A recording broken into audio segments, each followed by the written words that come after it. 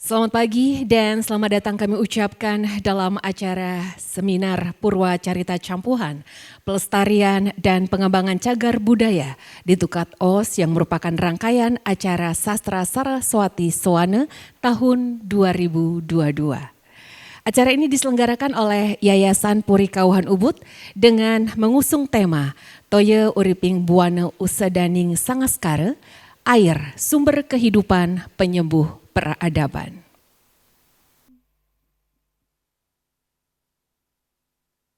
Baik, hadirin yang kami hormati, acara kami lanjutkan kembali, yaitu dengan penyampaian sambutan pengantar dari Ketua Yayasan Puri Kauhan Ubud.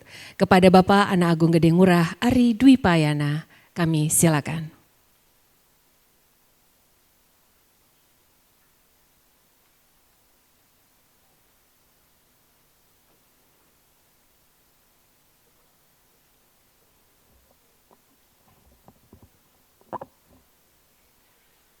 Om Swastiastu. Om Awiganamastu. Namo Siddham Om Saraswati Dipati Namaswa. Assalamualaikum warahmatullahi wabarakatuh. Salam sejahtera bagi kita semua. Namo Buddhaya, salam kebajikan, rahayu. Sane kaping singgian titiang Ratu Pranda. Mamitan lugro titiang ide Pranda wayahan Wanasari. Sane sampun meraga suci, sane subaktinen titiang. Yang saya hormati, yang saya banggakan Menteri Pendidikan, Kebudayaan, Riset dan Teknologi Republik Indonesia, Mas Menteri Nadiem Makarim yang hadir secara virtual, online dari Jakarta. Yang saya hormati dan juga saya banggakan Gubernur Lemanas, sahabat saya, Mas Andi Wijayanto.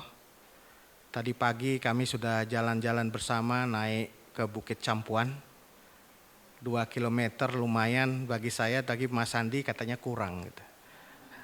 Jadi terima kasih Mas Andi sudah hadir bersama kami, dan setelah itu kami menanam pohon tadi di Setre, Desa Adat Kliki. Mas Andi kebagian nanam pohon kemiri, saya kebagian tanaman bunutan ya, bunut ya. Ini luar biasa Ratu Pranda teler ide mau paice menanam pohon tandur taru urip, ide menanam pohon majegau.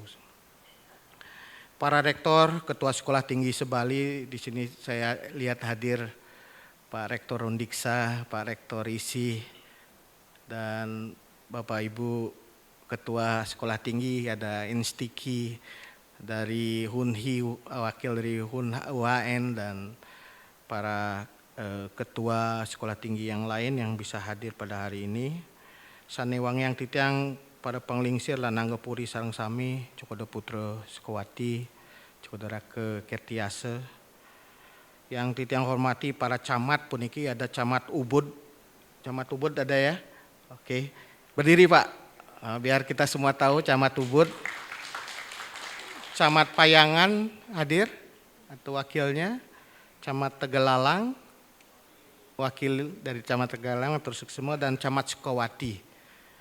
Mengapa 3 camat ini kita undang? Karena 3 wilayahnya dilalui oleh Tukat Os. Jadi kita undang secara khusus 3 camat dan para perbekal, bendesa adat, kepala lingkungan, klien Banjar, dan ketua seketrune-truni di sepanjang Tukat Os ini. Pimpinan instansi pemerintah, SKPD, dan para kepala sekolah. Ini juga kami hari ini mengundang secara khusus kepala sekolah SMP, ada SMP Negeri 1 Ubud, Matur Suksema Sampun Rauh, kepala sekolah SMK yang ada di Ubud, di Kecamatan Ubud, kami juga undang untuk hadir, dan SMA, dan para narasumber dan moderator, Ide Bagus Pratnya Yogi, ini teman lama di Yogyakarta, sekarang dapat tugas di Balai Arkeologi Denpasar. Itu Cokoda Rake Kertiase yang juga menjadi narasumber hari ini. Profesor Ardike, ini luar biasa hari ini karena beliau akan dilepas, gitu Pak ya. Kabarnya beliau akan dilepas pensiun gitu ya. Profesor Emeritus, tetapi kita berharap beliau tidak berhenti untuk mendidik kita semua. Dan doktor muda kita, Dr. Sukma Arida dari Fakultas Pariwisata Universitas Udayana. Terima kasih sudah hadir. Ratu Pranda, pamitaan lugro titiang Ratu, inggih hidup Pranda, ring geria jaya purna, rangkan ketewel. Karena beliau juga wilayahnya akan kami jadikan sebagai bagian dari kerja bersama gerakan untuk penyadaran Tukat Os. Jadi dari Hulu Batur, Campuan, dan terakhir nanti di Rangkan di Ketewel. Para sameton sareng sami sane tresna singen titiang maka purwani ngatur lugrang titiang ngaturang sesanti angayu bagya maduluran puja pangastuti katureng linggih hide betara sangyang para Mekawi ring hide betara sane melinggih ring kayangan pura Gunung Lebah Puncak Payogan ring pura suci santukan mejantan sangkanan asih pasuecan hide betara sami Ratu Ida Dane sareng sami kalih titiang Presida Mapupul Masadu Ajeng ring suba dewasa sane becik puniki Purwasepati Pon Kuningan mapa iketan ring acara seminar Purwa Carita Campuan. Bapak Gubernur, ini kalau kita nyebut Pak Andi itu Bapak Gubernur. Walaupun bukan berarti gubernur salah satu daerah kan. Di Bali sudah ada gubernur juga Pak. Jadi Bapak Gubernur, Ibu hadirin yang titiang hormati, Tukad atau sungai di Bali bukan semata-mata badan air atau wadah mengalirkan air dari hulu sampai ke hilir. Tukad memiliki arti penting dalam sistem kepercayaan dan laku kehidupan masyarakat Bali secara skala dan niskala. Secara skala semua kita mengalami sebelum kita di Ubud ini mengenal kamar mandi itu, kita biasanya rame-rame mandi ke Tukad. Saya yang paling dekat tuh Tukad Mumbul, ya jauh dikit ya Tukad Campuan. Gitu. Kita membersihkan badan setiap hari mandi ke Tukad. Tukad juga menjadi sumber air baku, air minum bagi kita semua dan juga sumber air irigasi bagi lahan-lahan pertanian. Dan secara niskala Tukad juga menjadi salah satu pusat ritual. Semua yadnya terkait juga dengan sungai. Jadi kalau melasti, melis, bahkan kalau kita punya banyu pinaruh, kita juga datang ke Tukad. Bahkan dalam kasanah agama Hindu, kita punya ritus 7 sungai suci. Pamitan lugra atau Sabtu Tirta puniki, Sabtu Sindhya, Sabtu Sindu. Mulai dari Gangga, Yamuna, Godawari, Saraswati, Narmanda, Sindu dan Kaveri. Ngerahina puniki Ratu Pranda ngarga tirta pasti menyebutkan 7 sungai ini.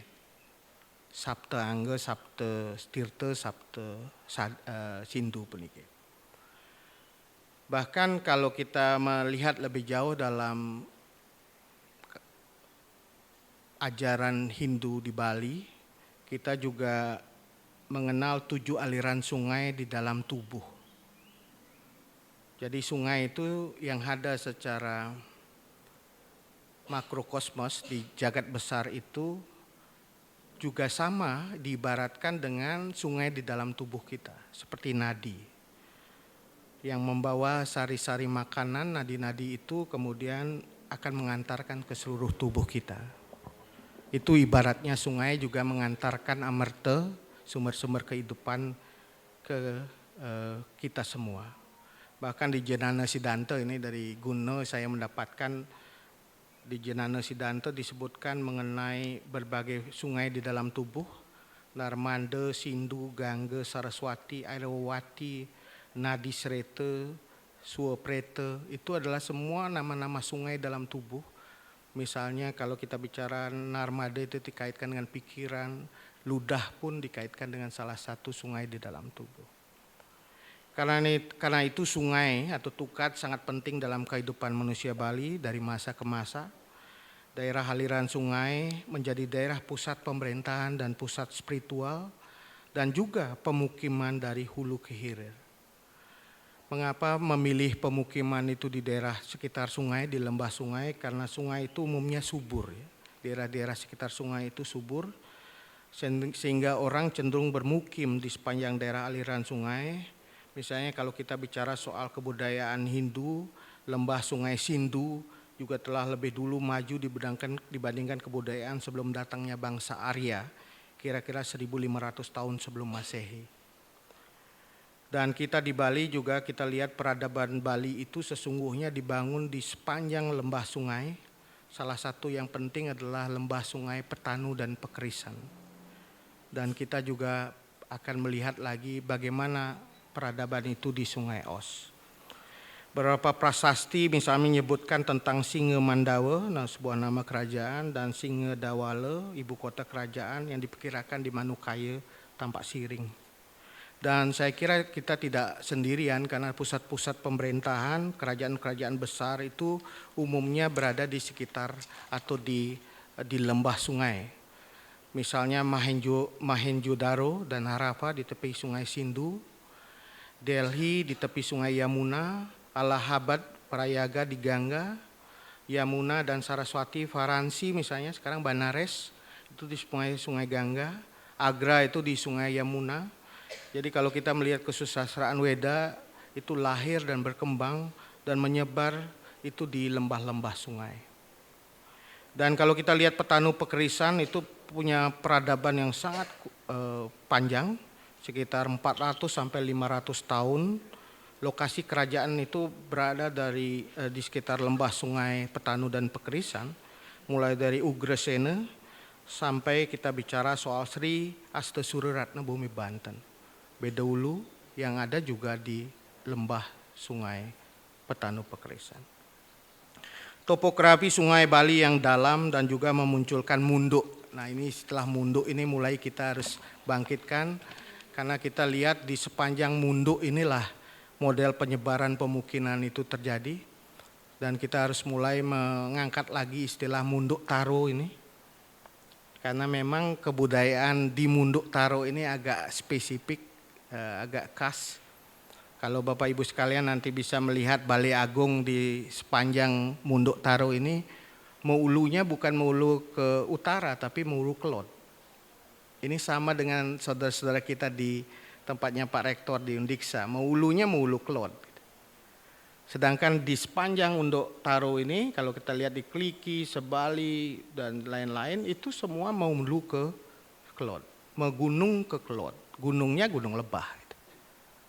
Nah ini menjadi menarik. Sekarang kalau kita bicara ulu sekarang ada mau ulu kelot, ada mau ulu kajel gitu. Nah ini konsepsi yang harus kita kenal. Jangan sampai kita juga seragamkan semua. Bahkan Clifford Geertz, seorang antropolog yang pernah meneliti tentang Bali, melihat pola perluasan kekuasaan kerajaan-kerajaan Bali, Astanegara itu umumnya adalah memanjang dari hulu sampai ke hilir. Coba kita lihat Astanegara biasanya dari hulu sampai ke hilir. Kerajaan Gianyar, Kerajaan Bangli, Kerajaan Tabanan, Kerajaan Karangasem begitu. Jadi memanjang sepanjang munduk yang kita miliki. Dan itu menarik sebenarnya untuk melihat bagaimana konstelasi Bali secara politik. Apa yang kita pelajari dari peradaban lembah sungai, para leluhur kita membangun peradaban di lembah sungai untuk pemujaan, pertapaan, pusat pemerintahan. Nanti kita akan dengar dari hasil presentasi teman-teman BRIN terkait dengan ini, terkait dengan kemudahan pada akses pada air. Dan mereka juga adalah penjaga air. Jadi ini kalau istilah Avatar, kalau kita nonton Avatar kan ada penjaga angin, penjaga api. Ini penjaga air kita dulu. Nah, karena apa? Sumber-sumber mata air, sungai, danau adalah sumber kehidupan, sehingga bahkan Bali kita sebut agamanya agama Tirta gitu. Karena memang fungsi air sangat penting. Bahkan kemampuan kita dalam menguasai teknologi itu sebenarnya dimulai dari kemampuan kita menguasai teknologi air. Dan ini menurut saya harus mulai dipelajari lagi Pak Rektor mengenai bagaimana teknik membuat empelan gitu. Bayangkan teknologi untuk membuat bendungan di masa lalu kita juga punya sebenarnya. Leluhur kita mewarisi bahkan sastra untuk membuat empelan itu. Nanti kita tunasin Ratu Pranda tentang teknologi ini. Kemudian kita juga lihat air juga menjadi campuran peradaban dan kita kebudayaan bisa saling bertemu dalam konteks air dan kita lihat pertemuan kebudayaan dan campuran ini menurut saya juga pertemuan kebudayaan karena dari air itulah kita bisa berinteraksi secara lebih terbuka. Hadirin yang saya hormati, karena pentingnya mengkaji sungai, mengkaji tukad, maka pendekatan dalam membaca tukad ini bukan hanya multidisiplin menurut saya, tetapi juga transdisiplin. Kita melibatkan arkeolog, jadi Gus Pratnya Yogi ini adalah seorang arkeolog, melihat lagi artefak-artefak yang ada di sepanjang sungai. Terima kasih atas tim BRIN supaya bisa kita melihat dari sisi arkeologi, tetapi juga dari sisi filologi, membaca naskah-naskah yang ada tentang sungai dan peradaban di lembah sungai. Saya kira kita harus mulai juga mengeksplorasi manuskrip, lontar-lontar, kasana kesusastraan yang terkait dengan sungai. Kemudian pendekatan ketiga antropologis, karena kita bisa melihat ini dari sisi budaya, perkembangan masyarakat di lembah sungai, termasuk cerita-cerita rakyat. Prof. Ardike, kalau kita melihat masyarakat Bali kan tidak semua bisa membaca lontar, tapi mereka percaya terhadap cerita-cerita rakyat. Oleh karena itu salah satu forum yang kami akan bangun, Purwacarita Campuhan, itu adalah mengumpulkan kembali cerita-cerita rakyat tentang sungai. Apa yang muncul di dalam pemikiran, kepercayaan masyarakat Bali mengenai sungai itu kita pelajari lagi dalam cerita rakyat. Kemudian dari sosiologi kita mempelajari kelembagaan sosial dan penting sekali kita sekarang ini menggunakan pendekatan ekonomi karena kita mengembangkan heritage dan kekayaan sungai ini untuk nilai tambah bagi kesejahteraan masyarakat. Kita beruntung diterima dengan baik oleh Fakultas Pariwisata Universitas Udayana, nanti kita akan kerjasama di Markandeya Yana Rasmi, kita revitalisasi desa-desa wisata yang ada di sepanjang Sungai Os dengan memanfaatkan heritage yang ada di Sungai Os. Hadirin yang saya hormati, apa kontribusi kita pada Bali hari ini ketika kita seminar ini kita selenggarakan? Pertama adalah jangan lupa menjaga air, jangan lupa kita menjaga sumber-sumber mata air dan daerah aliran sungai, itu spirit yang pertama. Yang kedua, kita juga diajak untuk mengkonservasi peninggalan sejarah Bali kuno, sekaligus konservasi ekologi dan alam, karena peradaban di masa lalu dekat dengan alam dan menjaga alam. Di belakang ada Ibu Ketua Kepala BPJB saya lihat, Balai Pelestarian Cagar Budaya, selamat datang Ibu. Ini kemarin kami datang ke Pura Tirta Empul, dan memang kita harus menjaga cagar-cagar budaya kita betul-betul bisa kita gunakan sebagai sarana edukasi masyarakat dan juga dikembangkan untuk ekonomi. Yang perlu diangkat adalah story, values dari jejak sejarah peradaban Bali yang justru bernilai tinggi. Jadi kita lihat artefak dan bukti-bukti sejarah itu bukan semata-mata monumen mati, tetapi kita harus ajarkan itu sebagai nilai. Oleh karena itu kami mengundang kepala sekolah sekarang ini secara khusus karena kita ingin anak-anak kita di sekolah itu, terutama di sepanjang Sungai Os ini, tahu tentang values yang ada di Sungai Os. Misalnya SD SMP Negeri 1 Ubud mungkin disisipkan satu mata pelajaran atau satu topik mengangkat Sungai Os. Tahu ini anak-anak tinggal di pinggiran Sungai Os tetapi tidak tahu cerita tentang Sungai Os.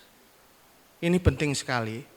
Sehingga materi ini harus bisa masuk di dalam kurikulum-kurikulum sekolah menengah dasar, sekolah menengah pertama maupun sekolah menengah umum. Saya kira harus ada diferensiasi lah. Kalau SMA atau SMP di Ubud harus punya perbedaan dengan SMA SMP di tempat lain. Dari sisi karakter, dari sisi values yang diajarkan.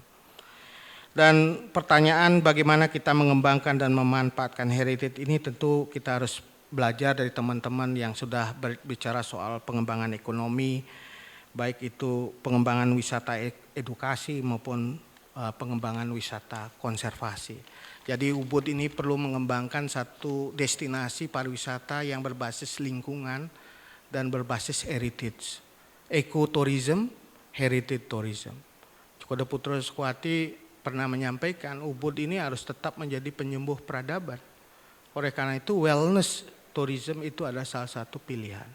Jadi kalau kita ingin mengangkat Ubud sebagai suatu destinasi yang berbeda, maka orang datang ke Ubud aja sudah merasa dirinya sehat. Dengan alamnya yang indah, dengan manusianya yang juga sehat, manusianya yang ramah, manusianya berbudaya, maka itu kemudian menciptakan satu Ubud yang baru yang menyembuhkan. Ubud adalah obat bagi peradaban. Saya kira itu semangatnya. Inggih kadiasa punika Presiden untuk titiang matur niki mohon maaf terlalu panjang titiang matur sedulung titiang muputan natur nenten lali titiang ngaturan para musuk seme antuk sepengrawuh ratu para semeton sareng sami. Terima kasih Mas Andi sudah bisa hadir bersama kita hari ini. Jangan pernah berhenti bosan untuk datang ke Ubud. Kapan-kapan kita jauh lebih panjang treknya sampai ke Liki sampai ke Taro gitu. Titiang taler ngelungsur geng rene pengampura sekirang antuk titiang nyangger ratu ida dane sareng sami maka wesenang ngatur tuputan titiang antuk para mesanti. Om Santi Santi Santi.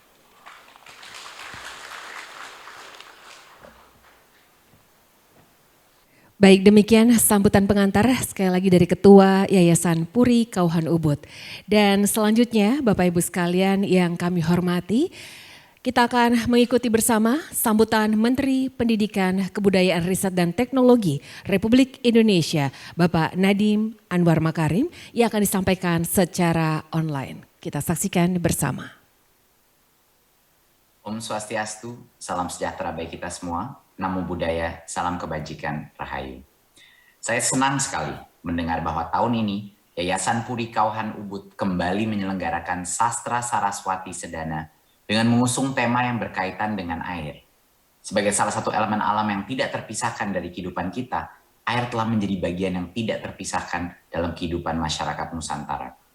Dalam teks Tantu Pangelaran yang menceritakan kisah penciptaan manusia di Pulau Jawa, air digambarkan mampu menghidupkan kembali para dewa. Ritual ngalak air di Kutai dilaksanakan untuk mengingatkan para manusia tentang sejarah asal-muasal dan nenek moyang kita. Sementara di Bali, air sampai hari ini menjadi unsur penting dalam ritual keagamaan. Semua upacara dari yang kecil sampai yang besar diawali dengan tirta pangulatan sebagai bentuk penyucian diri manusia. Pada saat yang sama kita tidak bisa menutup mata dari kenyataan bahwa air telah mengalami degradasi karena ulah manusia. Sungai dan laut terkontaminasi oleh sampah dan limbah. Sumber mata air satu persatu mulai kering. Itulah karena kita harus segera melakukan aksi dan tindakan nyata untuk menyelamatkan air.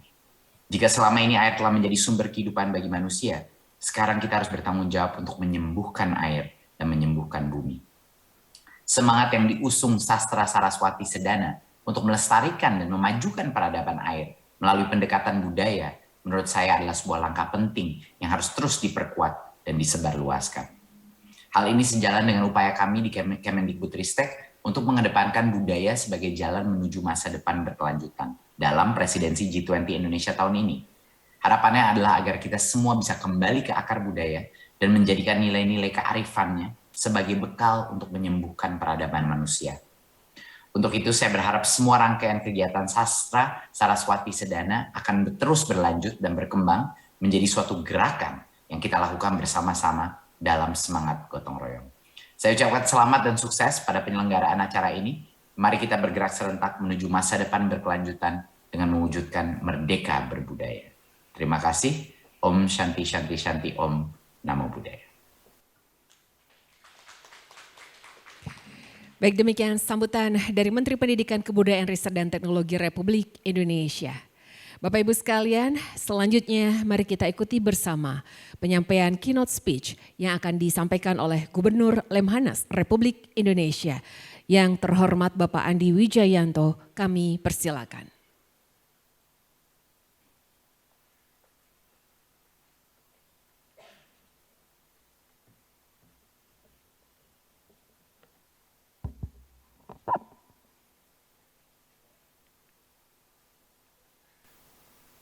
para pimpinan, tokoh agama, adat, pemerintahan yang saya sungkan, segan menyebutnya karena khawatir salah penyebutan.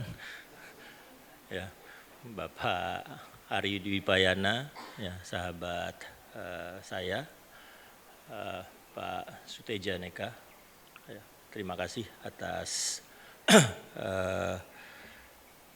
undangannya ya di tempat ini. Ya, saya merasa terhormat bisa diundang di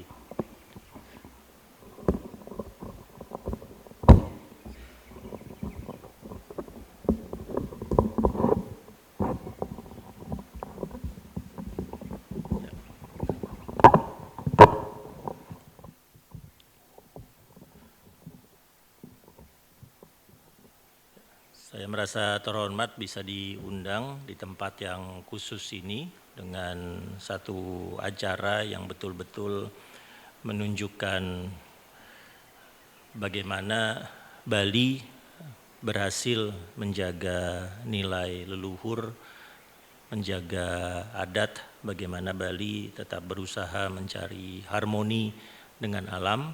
Ya, apalagi saya diperkenankan menggunakan baju adat Bali. Ya, ini pertama kali saya sebagai Gubernur Lemanas, saya dilantik Pak Jokowi 21 Februari 2022, jadi hampir 4 bulan, baru 4 bulan menjadi Gubernur Lemanas, baru sekali ini saya diberi kehormatan untuk menghadiri acara dengan baju adat. Ya, terima kasih. Saya sebetulnya tidak asing dengan Bali. Saya kelas 4, kelas 5 SD bersekolah di Denpasar, di SDK Swastiastu. Ya, ayah saya tentara. Ya. Ayah saya tentara, waktu itu pangkatnya masih letkol. Lalu terakhir kami keluarga di sini, tapi saya tidak ikut karena saya sudah berkuliah di Universitas Indonesia tahun 92. Ya, saat itu ayah saya menjadi Pangdam Udayana. Ya, sudah lama sekali. Jadi Bali itu rumah kedua ya bagi kami, sudah tidak terhitung berapa kali kami ke Bali dan selalu melihat bagaimana Bali berusaha keras menjaga karakteristik Bali yang memang tidak ditemukan, jangankan di Indonesia, di dunia tidak ada lagi. Ya, Bali kedua, Bali ketiga itu tidak ada. Jadi setiap kali saya mendengar ada program yang berusaha menciptakan New Bali, Bali kedua, Bali ketiga, saya bilang nggak usah deh, percuma, nggak akan bisa. Ya Bali hanya ada di sini. Ya. Nah, saya sangat terkesan dengan tema yang diusung oleh Yayasan Puri Kauhan Ubud ya tentang 6 program aksi yang sangat-sangat terkait dengan pelestarian alam. Ketika saya menjabat sebagai Gubernur Lemanas, Presiden Jokowi memberikan arahan agar kami fokus di 5 kajian. Ya, kajian pertama itu tentang Ibu Kota Nusantara. Ya, kajian kedua tentang demokrasi. Ya, saya ketika kemarin malam baru sekitar jam 10 malam masuk ke Ubud, lalu Bli Ari mengundang saya nginap di dalam Puri Kauhan. Lalu tadi pagi ya bertemu dengan banyak tokoh-tokoh ya, termasuk Bapak Bedande. Ya, terima kasih. Dan di situ untuk demokrasi saya berpikir tentang sila keempat. Ya, karena jadi Gubernur Lemanas salah satu tugas saya itu memantapkan nilai kebangsaan. Ya, untuk memantapkan nilai kebangsaan, kami di Lemanas harus berpedoman kepada Pancasila. Nah, Jadi saya banyak berpikir tentang Pancasila selama 3 bulan ini. Ya. Jadi misalnya saya berpikir kenapa ya di Pancasila itu kata adil muncul 2 kali. Kemanusiaan yang adil dan beradab dan keadilan sosial bagi seluruh rakyat Indonesia. Apa makna adil di sila kedua dan apa makna adil di sila kelima. Tapi yang saya juga memikirkan keras adalah tentang sila keempat, kerakyatan yang dipimpin oleh hikmat kebijaksanaan. Kita kan jarang ya menggunakan kata hikmat dalam percakapan sehari-hari. Ya, jadi kalau saya ditanya, bagaimana kita mengambil keputusan pada saat kita sudah mendapatkan hikmat? Apa dulu yang harus kita lakukan untuk mendapatkan hikmat? Coba saya tanya ke ibu bapak. Boleh duduk dengan sikap hikmat. Nggak muncul di kepala. Bagaimana duduk dengan sikap hikmat atau berdiri dalam sikap hikmat. Apalagi bermusyawarah yang dipimpin oleh hikmat. Itu kata yang asing di telinga kita, padahal dulu waktu SD, ya generasi saya minimal mengucapkannya seminggu sekali pada saat upacara hari Senin. Ya kan? Nah, tapi ketika semalam di Bali, tadi pagi bangun, lalu bercakap-cakap dengan banyak tokoh Bali, saya kira-kira saya mulai nangkep nih hikmat itu apa. Ya, mungkin itu satu sikap batin yang harus kita cari pada saat kita ingin melakukan musyawarah, pada saat kita ingin berdemokrasi. Jadi akhirnya saya berpikir, demokrasi itu memang wujud paling besarnya di negara ini ketika ada pesta demokrasi nanti pemilu, Pileg dan Pilpres 14 Februari 2024. Tapi hal yang paling real dari demokrasi itu ketika kita bisa duduk bersama, memunculkan dulu hikmat, memunculkan dulu kebijaksanaan, baru kemudian mengambil keputusan bersama-sama. Nah, hal yang saya lihat yang dilakukan oleh Bli Ari di Yayasan Puri Kauhan Ubud ini, saya melihat kebijaksanaan tentang alamnya luar biasa. 6 program aksi ini memancarkan itu. Dan itu kemudian membuat saya lebih mudah untuk mencari apa yang bisa kita terapkan untuk 3 kajian saya berikutnya yang diperintah oleh Presiden.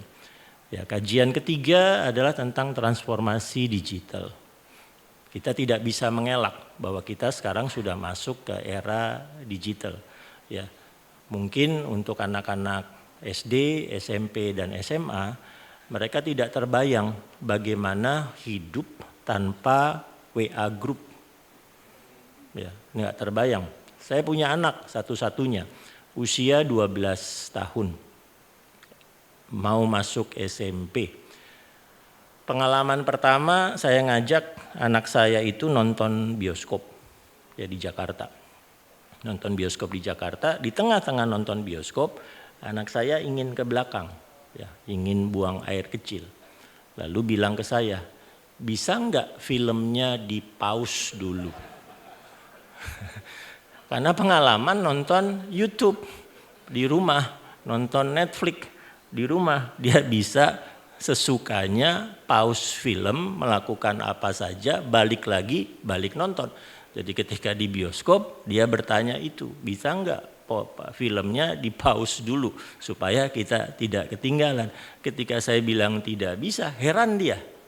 Ya, betul-betul heran. Nah, itu dulu anak saya kira-kira ya 5 tahun yang lalu ketika pertama kalinya saya mengajak nonton bioskop. Ya, kalau secara demografi saya Bli Ari ini masuk yang namanya generasi X. Ya, generasi yang lahir awal 70-an sampai kira-kira pertengahan 80-an. Ya, generasi X. Generasi yang melihat bagaimana teknologi komunikasi itu berkembang pesat. Ya. Generasi kami atau di atas kami masih punya pengalaman nelpon yang muter gini kan, klik masih dari yang muter begini lalu pencet tombol. Ya, lalu akhirnya kita terpesona dengan adanya telepon mobil yang sebesar batu bata. Ya, yang mahalnya luar biasa. Ya, generasi sekarang kalau saya tanya pager, dulu kita SMS atau WA itu pager, ya mereka tidak paham. Ya, dulu ukuran ketika handphone itu muncul, misalnya dulu mereknya Nokia atau Motorola, kita melihat bagaimana trennya handphone itu mengecil kan, supaya masuk di saku. Sekarang handphone membesar lagi supaya nyaman dibaca di layar. Nah, saya sudah melihat prototipe handphone, ya prototipe handphone yang bentuknya bukan seperti ini. Prototipe handphone yang adalah ini, di sini handphonenya, kacamata, teks dibaca di kacamata ini. Ya, menjawab handphone di sini. Speakernya ya ini, gagang ini menjadi speakernya. Yang menjawab handphone tinggal begini, udah. Jadi bayangkan lagi tiba-tiba kita duduk begini, terus tiba-tiba di samping kita ada orang ngomong sendiri tanpa ada gadget, kita bilang nih orang kenapa? Padahal sedang menjawab telepon, karena teleponnya masuk di kacamatanya. Dan sudah ada teknologi itu.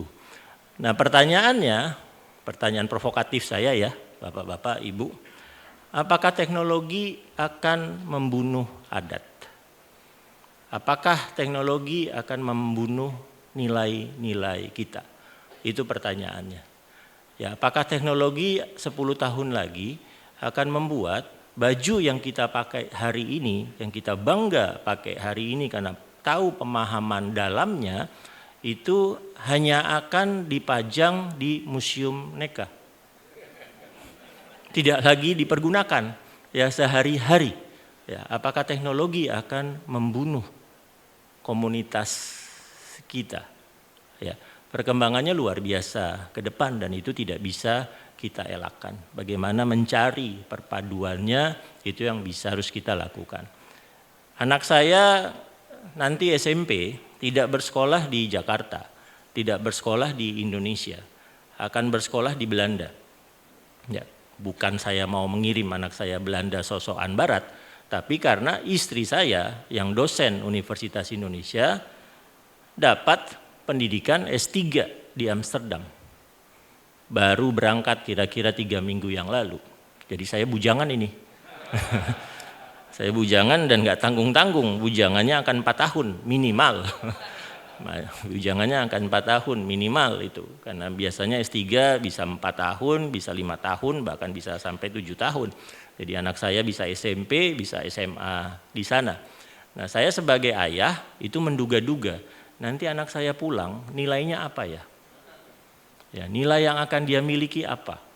Ya, di Belanda, tinggal di Amsterdam akan banyak bertemu dengan komunitas Indonesia, tapi juga akan terterpa dengan budaya Barat, akan terterpa dengan komunitas global. Ya, jadi saya mengira-ngira nanti anak saya nilainya apa ketika 3 tahun atau 4 tahun lagi pulang dari Amsterdam, ya, dan 190% nilainya akan datang dari komunitasnya. Ya, saya akan menjadi ayah yang bertemu fisik mungkin 2 kali setahun, ya, tapi sangat-sangat bersyukur karena tiap hari saya bisa video call. Ya, walaupun tagihan telepon saya kemudian naik 2 kali lipat, ya, untuk melakukan video call tersebut. Nah itu hal yang real yang akan terjadi di kita dalam tahun-tahun ke depan atau makan mungkin sudah terjadi. Nah, tugas ketiga saya terkait dengan transformasi digital. Ya, istri saya di Belanda akan menulis disertasi tentang masyarakat digital. Ya, pertanyaan penelitiannya sederhana. Mengapa teknologi yang mestinya mempersatukan kita dengan kehadiran teknologi digital itu malah memecah kita, memunculkan yang namanya digital divide, pemisahan teknologi. Ya, pemisahan teknologi bisa muncul macam-macam.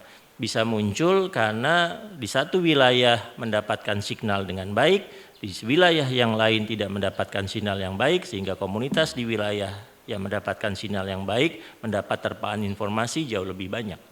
Ya, bisa juga signalnya sudah sama tapi gadgetnya berbeda. ada yang masih 3G atau yang sudah lompat 5G. Seperti gadget saya sudah lompat 5G. Ya, kalau saya di Jakarta itu keluar masuk signal 4G, 5G, 4G, 5G. Di kantor kami di Lemhanas sudah 5G. Ya, ada pemilahan itu. Belum lagi yang disebut sebagai literasi digital. Literasi digital adalah pilihan apa yang mau kita ambil dari Lemhanas, dari ruang-ruang digital. Ya. Misalnya, kalau masuk TikTok, 1 bulan terakhir, saya masuk TikTok 1 bulan terakhir, saya masuk TikTok tidak pakai nama saya. Saya menciptakan akun TikTok hanya untuk mengamati apa yang terjadi di TikTok, itu pakai nama sembarang saja, supaya hanya sekedar supaya bisa masuk, tidak posting yang ada sayanya. Ya, saya bukan pemain media sosial yang aktif, hanya buat akun hanya untuk melihat apa yang terjadi di media sosial. Begitu saya masuk TikTok, tidak mencari apapun, lalu tiba-tiba saya sangat paham apa yang terjadi di Rusia Ukraina. Ya, karena TikTok melempar substansi Rusia dan Ukraina di timeline TikTok saya. Saya tiba-tiba sangat paham tentang pengadilannya Johnny Depp. Ya, sangat paham. Saya nggak nyari Johnny Depp, saya nggak pernah ngetik Johnny Depp, Amber Heard, itu nggak pernah. Saya ketik, tiba-tiba timeline saya penuh dengan Johnny Depp. Ya, karena saya suka nonton film, suka Pirates of Caribbean, misalnya ya senang-senang aja Johnny Depp menang pengadilan kan. Tapi tiba-tiba TikTok saya penuh dengan Johnny Depp. Nggak paham juga saya kenapa TikTok memilih konten itu. Ya, ketika saya mau ke Bali minggu lalu, koper saya rodanya rusak, koper saya sehingga tidak nyaman ya untuk saya geret. Ya. Lalu saya masuk ke Tokopedia mencari koper kabin. Ya, saya nyari lah browsing ya koper kabin itu. Tidak beli, hanya baru browsing saja karena sudah mau masuk pesawat. 2 hari saya di Bali, kira-kira 2 minggu yang lalu, di semua media online yang saya masuk, saya diuber sama iklan koper. Benar-benar diuber iklan koper. Buka Detik, iklan koper masuk. Buka Kompas, iklan koper masuk. Ya, buka bahkan misalnya South China Morning Post-nya Hong Kong, iklan koper masuk. Saya dikejar algoritma koper. Ya, padahal, nah begitu saya beli koper, iklannya berhenti. Tidak lagi masuk ke saya. Nah luar biasa yang namanya artificial intelligence itu. Dikejar koper saya. Selama 2 hari di gadget saya sampai saya memutuskan beli koper. Ya, itu hidup kita sekarang. Ya, hidup kita sekarang. Tapi pertanyaannya ya kami di Lemhanas gitu, saya ada kerjasama dengan BPIP. Saya bilang ke teman-teman BPIP, kenapa saya nggak dikejar algoritma Pancasila ya? Ya, saya masuk ke Detik nggak muncul tiba-tiba, inilah Pancasila tadi, inilah keadilan, inilah tentang hikmat, inilah tentang persatuan Indonesia. Kenapa algoritma Pancasila tidak mengejar saya ya? Kenapa lebih lincah algoritma koper mengincar saya daripada algoritmanya ideologi? Nah, itu menjadi pertanyaan kan? Menjadi pertanyaan kita, bagaimana kita kemudian kalah dengan kepentingan-kepentingan korporasi, dengan kepentingan-kepentingan industri yang memang sangat-sangat mengandalkan ruang-ruang digital itu. Nah, penelitian saya keempat, kajian kami keempat di Lemhanas adalah tentang ekonomi biru. Ya, ekonomi biru itu tujuannya mengutamakan paradigma kesehatan samudra. Ya, bahasa Inggrisnya ocean health. Itu yang harus kami utamakan. Kira-kira begini, 50% dari oksigen yang kita hirup itu bukan diproduksi oleh pohon, bukan diproduksi oleh hutan, bukan. 50% dari oksigen yang kita hirup dikeluarkan oleh coral reef, oleh terumbu karang, ya, yang ada di dasar-dasar laut, terutama laut-laut kedalaman rendah, kedalaman sedang, ya ada. Dari seluruh total permukaan bumi ini, luas coral reef di dunia itu hanya 0,0025%. Tidak sampai 1%, 0,0025%. Ya, coral reef yang hanya 0,0025% ini menyumbang 50% oksigen yang kita hirup. Dari yang 0,0025% itu 40% coral reef dunia ada di Kepulauan Indonesia. Ada di Kepulauan Indonesia. Kira-kira Bali, ya dengan kepulauan Balinya, dengan kemudian pulau menjangannya, dengan Nusa Penidanya, sampai ke laut terutama bagian selatan Bali, itu menyumbang 1,4% populasi terumbu karang dunia. Ya, kalau 1,4% dari populasi terumbu karang dunia, oksigen yang dihirup oleh dunia itu kira-kira 4-6%-nya berasal dari Bali. Ya, signifikan, ya sangat-sangat signifikan. Sementara coral reef sekarang tidak terjaga dengan banyak masalah. Dan masalah terbesar untuk coral reef adalah dari darat. Dari cara kita hidup di darat. Ya, dari cara kita mengelola sungai, apa yang kita alirkan ke sungai, dan seterusnya. Ya, bagaimana kita melakukan misalnya membangun sesuatu di darat, lalu sesuatu yang dibangun di darat itu mendorong pasir ke arah laut, pasirnya menutupi coral reef, mati.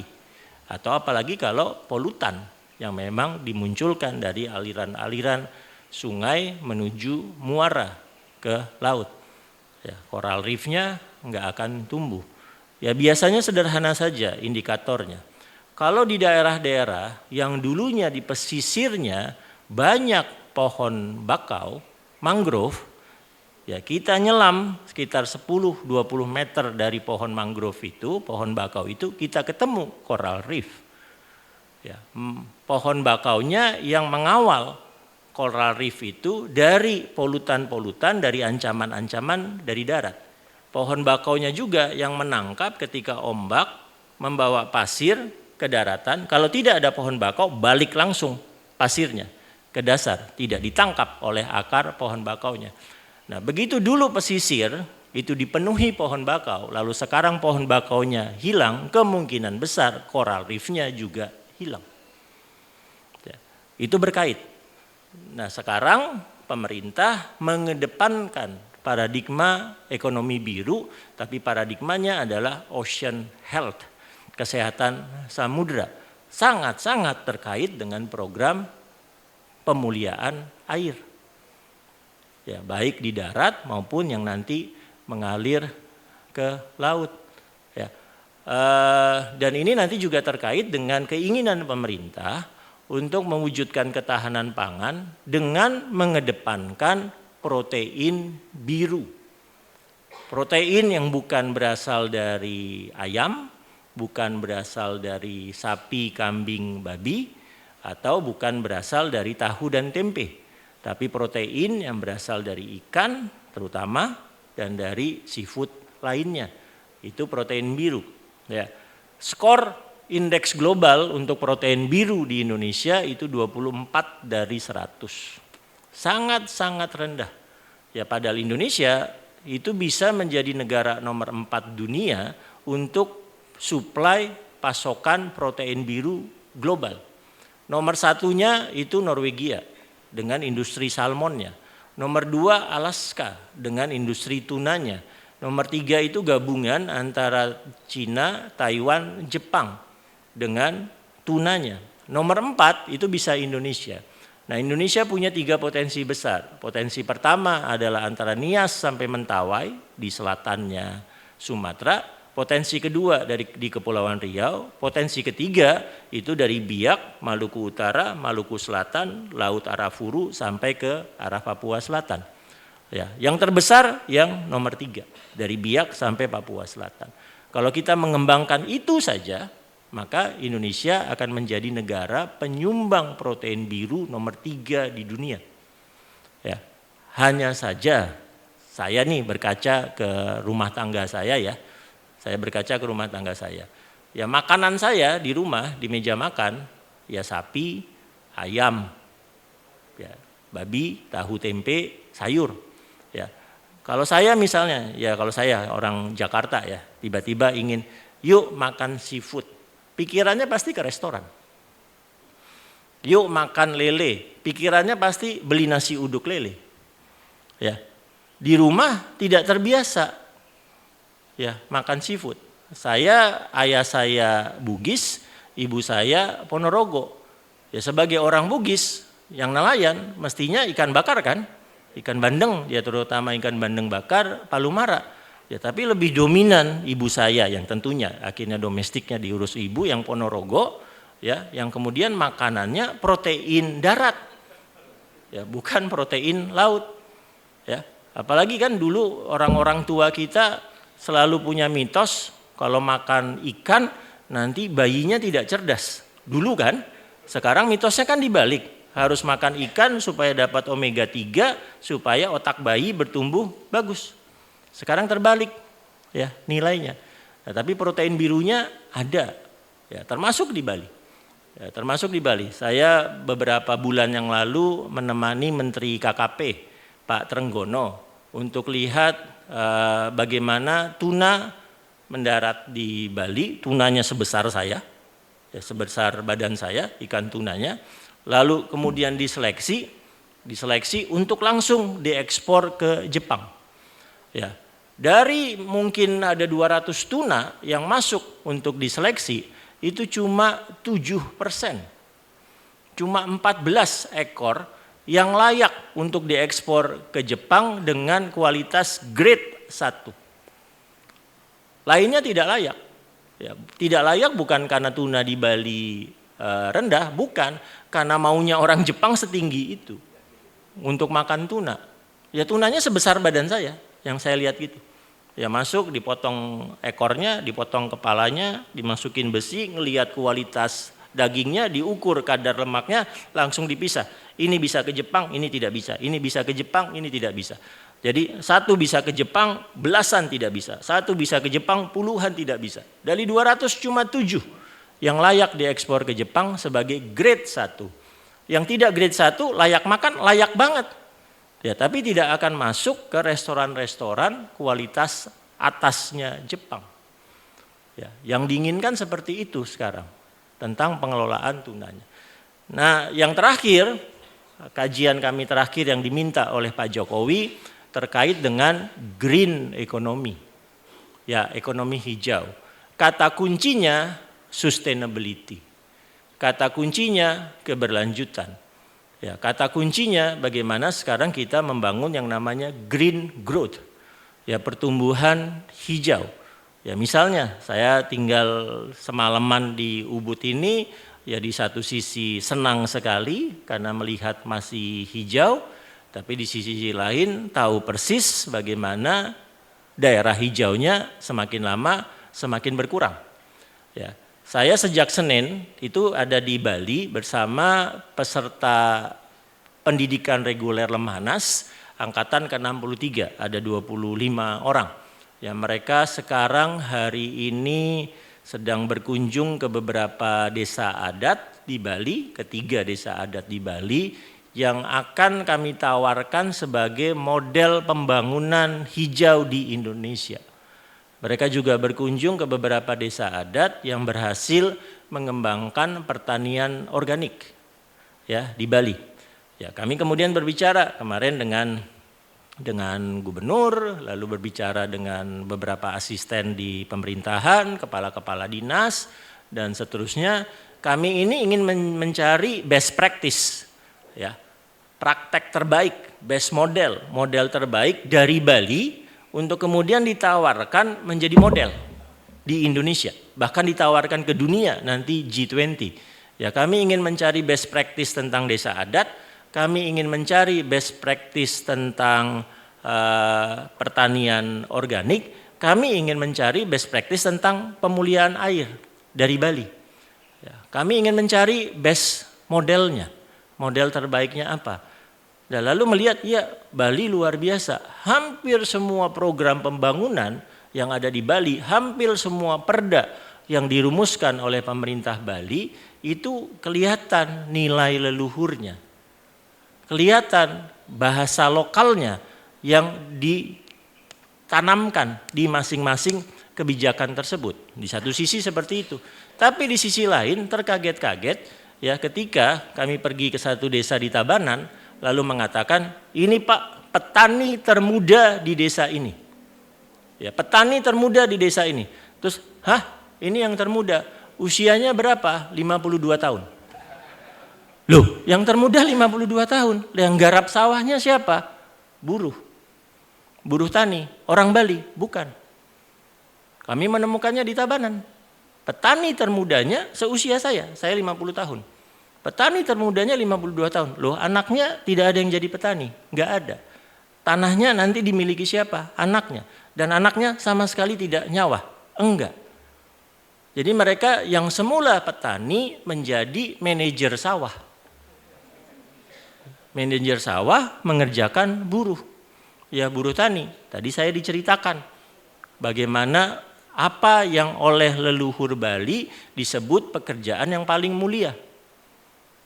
Tadi saya diceritakan, terpesona saya. Terima kasih penjelasannya. Nah, penjelasan itu kemudian membuat saya berpikir ada sesuatu yang memang harus kita jaga. Kalau tidak, malah kita akan kehilangan pekerjaan yang paling mulia dinilai leluhur itu. Ya, untuk saya Bali saja mulai kehilangan itu, apalagi daerah-daerah lain ya di Indonesia. Ya. Akhirnya ya betul-betul kaget saya ketika diceritakan petani termuda di Desa Pertanian Organik Tabanan yang kami jadikan contoh sebagai model terbaik, petani termudanya usia 52 tahun. Khawatir saya. Lalu saya tanya, berapa penyusutan lahan pertanian di Bali? 1.500 hektar per tahun penyusutannya. Kalau dibandingkan dari tahun 70, ya, lalu ke tahun 80, begitu 80 ke sini penyusutannya 1.500 hektar per tahun. Ya coba ibu bapak benar-benar berpikir, kalau itu dilakukan dalam waktu 15 tahun lagi sawah di Bali nol. Betul-betul tidak ada. Ya, makanya apa yang dilakukan oleh Yayasan Puri Kauhan Ubud ini penting. Ya. Kalau saya ditanya, apakah kita harus merencanakan sesuatu? Kapan kita akan memulai untuk membuat strategi supaya nilai-nilai yang ada tadi dipaparkan itu betul-betul bisa mengembalikan ya tadi yang disebut sebagai pekerjaan yang paling mulia ketika kita mengotorkan tangan kita, mengolah tanah, lalu hasil olahan itu dinikmati oleh semua makhluk. Nah, itu adalah pekerjaan yang paling mulia. Ya, kapan kita harus merencanakan itu terjadi? Kita harus merencanakannya 10 tahun yang lalu. Sekarang sudah telat. Karena sudah telat, ayo lari sekencang-kencangnya mengerjakan yang sudah telat 10 tahun lalu. Terakhir, penutup. Kemarin ada seminar di Jakarta tentang ketahanan pangan. Indonesia itu sudah masuk ke kategori kerawanan pangan, belum krisis pangan. Dunia sudah krisis pangan, Indonesia ketahanan pangan. Menteri Pertanian punya peta tentang kerawanan pangan di Indonesia. Lalu kami kaget dengan petanya karena peta itu menunjukkan daerah pertanian di Indonesia dari Sabang sampai Merauke dari Papua. Ya, untuk misalnya produktivitas padi, ya sawah. Masalah kita itu bukan masalah kita kekurangan luasan hektar sawah, bukan. Masalah kita adalah produktivitas produksi padi per hektar sawah.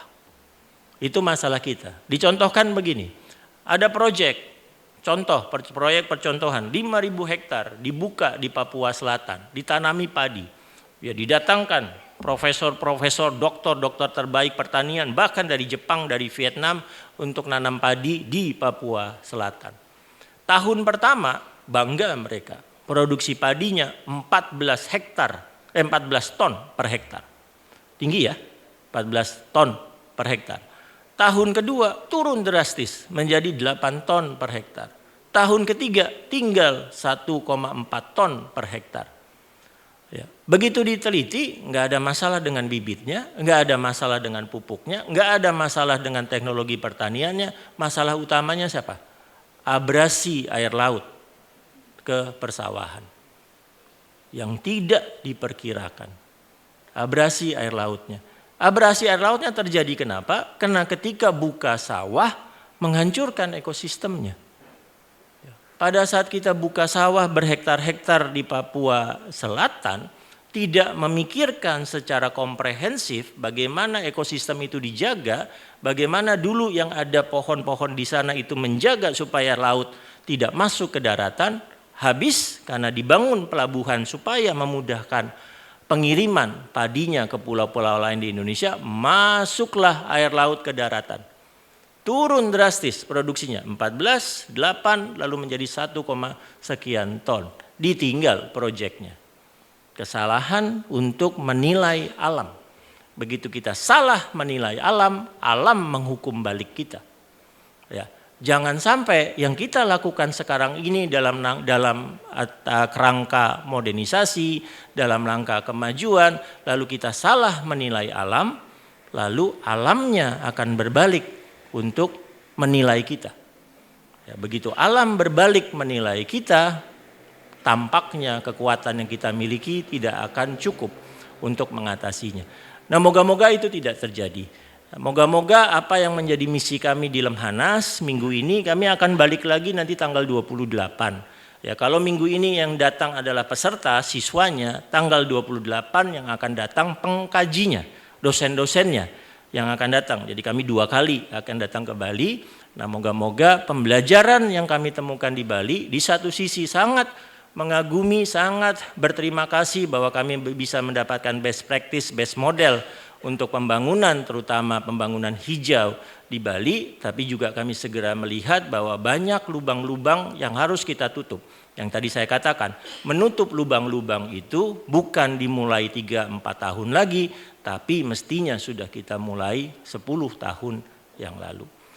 Itu Ibu Bapak yang bisa saya sampaikan. Saya yang sebetulnya sangat berterima kasih atas pembelajaran yang kami Lemhanas temukan di Bali, walaupun singkat ya 3 hari ini, dan moga-moga nanti hasil kajian kami yang akan kami tes lagi sekitar tanggal 28 Juni bisa mengembalikan apa yang dulu menjadi semangat leluhur, nilai leluhur untuk menjaga harmoni antara manusia, alam, dan keinginan kita untuk mensejahterakan kita semua.